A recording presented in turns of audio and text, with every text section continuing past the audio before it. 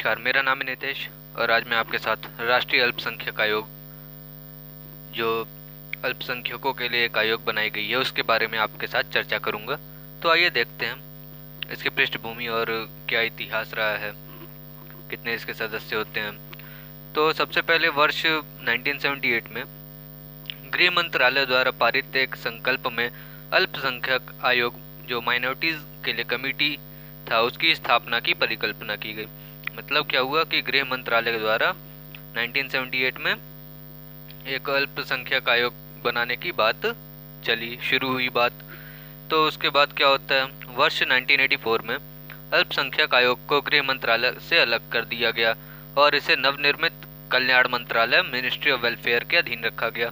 तो क्या हुआ, 1978 में ये गृह मंत्रालय के अंदर में इस कमीशन को लाया गया था, लेकिन 1984 में इसको अलग करके कल्याण मंत्रालय के अंदर ला दिया गया, जिसने वर्ष 1988 में भाषाई अल्पसंख्यकों को आयोग के अधिकार क्षेत्र से बाहर कर दिया।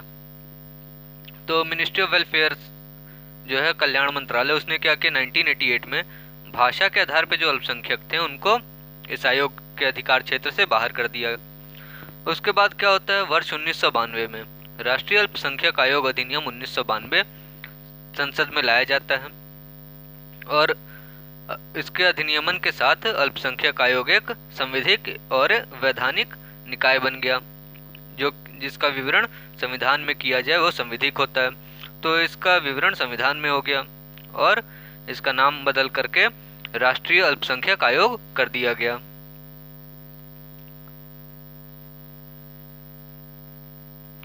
वर्ष 1993 में फिर क्या होता है कि पहले वैधानिक राष्ट्रीय आयोग का गठन किया गया और 5 समुदाय जो मुस्लिम, ईसाई, सिख, बौद्ध और पारसी को अल्पसंख्यक समुदायों के रूप में अधिसूचित किया गया। तो 1993 में क्या हुआ कि जो मुस्लिम थे, ईसाई, सिख, बौद्ध और पारसी, इन लोगों को अल्पसंख्यक समुदाय बता दिया गया। वर्ष 2014 में जैन धर्म मानने वालों को भी अल्पसंख्यक समुदाय के रूप में अधिसूचित किया गया। मतलब 2014 में क्या किया गया कि जो जैन धर्म जो भी लोग मानते थे उनको भी अल्पसंख्यक बताया गया। तो इस तरह से अब टोटल कितने समुदाय हैं जिनको अल्पसंख्यक श्रेणी में रखा गया है, 6। इसकी संरचना देखते हैं। तो संरचना में एक अल्पसंख्यक आयोग का एक अध्यक्ष होगा, एक उपाध्यक्ष रहेगा और इसके अलावा 5 सदस्य और होते हैं। तो टोटल कितने सदस्य हो गए, 5, 6, 7, टोटल 7 सदस्य इसमें मौजूद रहेंगे तथा इन सभी का चयन अल्पसंख्यक समुदायों में से किया जाता है।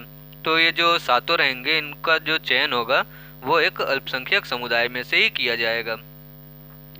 केंद्र सरकार द्वारा नामित किए जाने वाले इन व्यक्तियों को योग्य, क्षमतावान और सत्यनिष्ठ होना चाहिए। तो इनका जो नामांकन होता है वो कौन करता है, केंद्र सरकार करती है। तो जिन व्यक्तियों का नामांकन होता है उन व्यक्तियों को योग्य होना चाहिए, क्षमतावान होना चाहिए, सत्यनिष्ठ होना चाहिए। मतलब इस जो भी अल्पसंख्यकों के लिए जो भी काम रहेंगे उन सभी को करने के लिए व्यक्ति का योग्य होना, उसको पूरा करने की क्षमता होना चाहिए और काम के प्रति ईमानदार होना चाहिए। कार्यकाल इसका क्या है, तो प्रत्येक सदस्य का कार्यकाल पद धारण करने की तिथि से 3 वर्ष। मतलब अगर आज 2021 में किसी ने पद धारण किया है तो आज के डेट से 3 साल तक चलता रहेगा। मतलब 21-22 1 साल हो गया, 22-23 दूसरा साल, 23-24 जो है तीसरा साल, मतलब 2024 तक ये कार्यरत रहेंगे।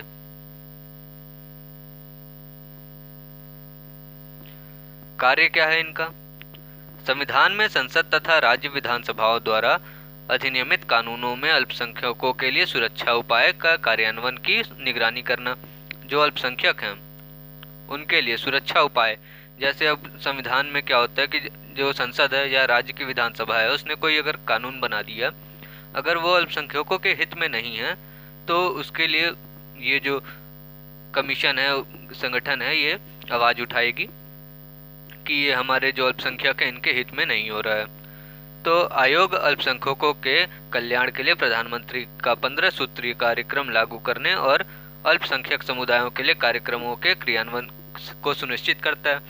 तो अल्पसंख्यक समुदाय जो हैं उनके जो भी कार्यक्रम रहेंगे उनका क्रियान्वयन सुनिश्चित करता है, मतलब किस तरह से उनका जो काम होगा वो चलेगा। केंद्र या राज्य सरकारों द्वारा अल्पसंख्यकों के हित की सुरक्षा के लिए सुरक्षा उपायों के प्रभावी कार्यान्वयन हेतु सिफारिश करना। जो भी अल्पसंख्यकों का हित है उसकी सुरक्षा के लिए जो भी उपाय होने चाहिए वो उन सभी का सिफारिश करना इसका काम है इस संगठन का। अल्पसंख्यकों को उनके अधिकारों और सुरक्षा उपायों से वंचित करने से संबंधित विशिष्ट शिकायतों को देखना और ऐसे मामलों को उपयुक्त प्राधिकारियों के समक्ष रखना। तो ऐसा कोई भी मामला जिससे कि किसी भी अल्पसंख्यक का जो अगर उसका सुरक्षा या उनके अधिकारों को वंचित हो रहे हैं तो उससे जो भी मामले होंगे इनका शिकायतों को देखेगी ये संगठन और उस मामले से उनको छुटकारा दिलाएगी।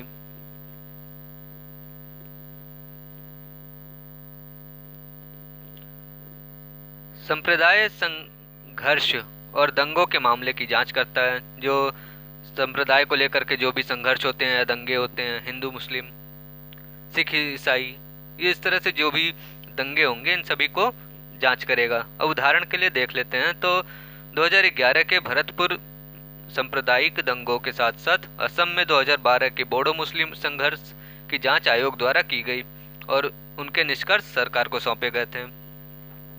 प्रत्येक वर्ष 18 दिसंबर को अल्पसंख्यक अधिकार दिवस मनाया जाता है। तो 18 दिसंबर को अल्पसंख्यक अधिकार दिवस मनाया जाता है। क्यों? वो जो अल्पसंख्यक हैं उनके अधिकारों के वजह से उनको अधिकार दिलाने के लिए मनाया जाता है। जो 1992 में संयुक्त राष्ट्र द्वारा राष्ट्रीय या जातीय, धार्मिक और भाषाई अल्पसंख्यकों के अधिकार की घोषणा को अपनाने का प्रतीक है। मतलब इस दिन क्या हुआ, जो संयुक्त राष्ट्र है इसने जो ये अल्पसंख्यकों को के अधिकारों की घोषणा को अपनाया था। अल्पसंख्यकों से संबंधित संवैधानिक और कानूनी प्रावधान क्या हैं? तो राष्ट्रीय अल्पसंख्यक आयोग अधिनियम एनसीएम एक्ट अल्पसंख्यकों को केंद्र सरकार द्वारा अधिसूचित एक समुदाय के रूप में परिभाषित करता है। अल्पसंख्यकों को जो है वो केंद्र सरकार द्वारा अधिसूचित एक समुदाय के रूप में बताता है कि जो अल्पसंख्यक है वो एक तरह से समुदाय हैं, मतलब एक ग्रुप है। भारत सरकार द्वारा देश में 6 धर्मों मुस्लिम, ईसाई, सिख, बौद्ध, पारसी और जैन को धार्मिक अल्पसंख्यक घोषित किया गया है। तो टोटल 6 धर्म जो है इनको अल्पसंख्यक बताया गया है। राष्ट्रीय अल्पसंख्यक शिक्षा संस्थान अधिनियम NCMEIA 2004, मतलब ये 2004 में लागू हुआ था। यह अधिनियम सरकार द्वारा अधिसूचित 6 धार्मिक समुदायों के आधार पर शैक्षणिक संस्थानों को अल्पसंख्यक का दर्जा प्रदान करता है। जो शैक्षणिक संस्थान है उसमें जो अल्पसंख्यकों को भी कुछ हिस्सा दर्जा मिलना चाहिए, वो NCMEIA 2004 के द्वारा कराया जाता है। भारतीय संविधान में अल्पसंख्यक शब्द को बताया नहीं गया कि अल्पसंख्यक में आएंगे कौन, लेकिन जो संविधान है वो धार्मिक और भाषाई अल्पसंख्यकों को मान्यता देता है। अब कहाँ कहाँ मान्यता देता है ये भी देख लेते हैं। तो अनुच्छेद 15 और 16 इसमें सबसे पहले देखने को मिलता है कि धर्म, जाति, लिंग या जन्म स्थान के आधार पर नागरिकों के साथ भेदभाव नहीं किया जाएगा, जो कि अनुच्छेद 15 कहता है। राज्य के अधीन किसी भी कार्यालय में रोजगार या नियुक्ति से संबंधित मामलों में नागरिकों को अवसर की समानता का अधिकार है। तो जो राज्य के अंदर किसी भी कार्यालय में किसी भी रोजगार या किसी भी नियुक्ति से संबंधित मामले में क्या होगा, जो नागरिक हैं उनको अवसर की समानता दी जाएगी। मतलब जो भी अल्पसंख्यक रहे, बहुत ज़्यादा मात्रा में रहे, तो उन सभी को भी बराबर दर्जा दिया जाएगा, समान अधिकार मिलेगा, जिसमें धर्म, जाति, लिंग या जन्म स्थान के आधार पर किसी भी प्रकार का भेदभाव नहीं होगा। अनुच्छेद 25 और 26 और 28 में क्या है? यह लोगों को अंतःकरण की स्वतंत्रता और स्वतंत्र रूप से धर्म का प्रचार, अभ्यास और प्रसार करने का अधिकार प्रदान करता है। मतलब अंतःकरण की स्वतंत्रता, आप किसी भी धर्म को मानने के लिए आज़ाद हैं और किसी भी धर्म का आप प्रचार कर सकते हैं, अभ्यास कर सकते हैं या किसी और को भी उसके बारे में बता सकते हैं। संबंधित अनुच्छेदों में प्रत्येक धार्मिक संप्रदाय या वर्ग को धार्मिक और धर्मार्थ उद्देश्य हेतु धार्मिक संस्थानों को स्थापित करने का अधिकार, मतलब कोई भी आप धार्मिक संस्थान स्थापित कर सकते हैं तथा अपने स्वयं के धार्मिक मामलों का प्रबंधन, संपत्ति का अधिग्रहण एवं उनके प्रशासन का अधिकार भी शामिल है। इसमें जो खुद का धार्मिक मामला है उसके प्रबंधन भी आपको, मतलब उसके बारे में जो भी काम होगा वो सब आपको देखना है।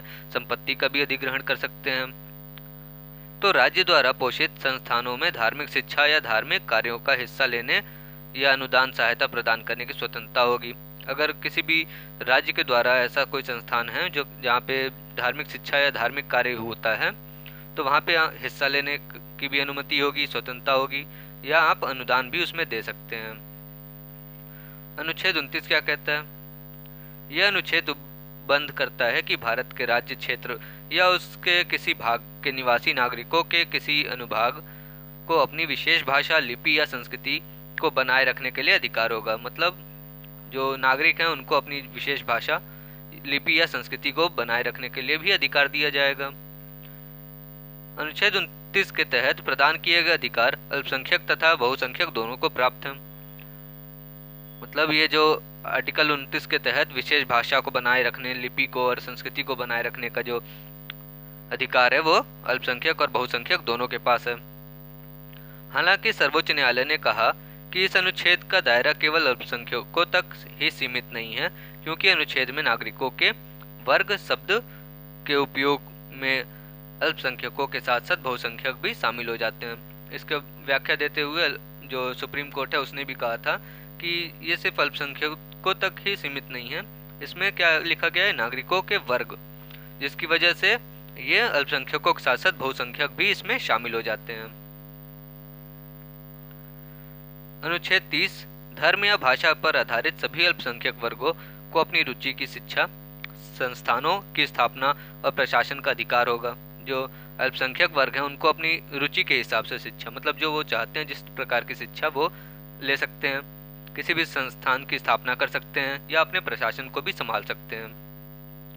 अनुच्छेद 30 के तहत संरक्षण केवल अल्पसंख्यकों, धार्मिक या भाषाई तक ही सीमित नहीं है, ये नागरिकों के किसी भी वर्ग, जैसे कि अनुच्छेद 29 के तहत तक विस्तारित नहीं किया जा सकता। जैसे अब कहीं पे भी हिंदू हैं, अगर हम किसी क्षेत्र में चले जाते हैं तो वहाँ पे,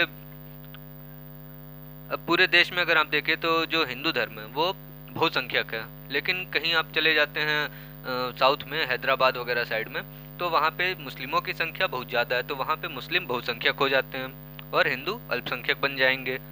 तो वहाँ पे ये हिंदू वर्ग एक हो गया, तो वो अपने वहाँ पे अल्पसंख्यक होने की वजह से वहाँ पे अपना कोई भी शिक्षा ले सकता है, कोई भी संस्थान बना सकता है या प्रशासन अपना देख सकता है। अनुच्छेद 350 भी है। तो मूल रूप से भारत के संविधान में भाषाई अल्पसंख्यकों के लिए विशेष अधिकारों के संबंध में कोई प्रावधान नहीं किया गया था। तो मूल रूप से अगर कहा जाए तो संविधान में भाषाई अल्पसंख्यकों के लिए कोई भी विशेष प्रावधान नहीं किए गए थे। इसको कब किया गया? 7वें संविधान संशोधन अधिनियम 1956 द्वारा किया गया था और इसको अनुच्छेद 350 में जोड़ा गया। यह भारत के राष्ट्रपति द्वारा भाषाई अल्पसंख्यकों के लिए एक विशेष अधिकारी की नियुक्ति का प्रावधान करता है। तो जो भी भाषाई अल्पसंख्यक हैं उनके लिए एक विशेष अधिकारी नियुक्त किया जाएगा, ये राष्ट्रपति नियुक्त करेगा उसकी। Thank you, please share and like the video.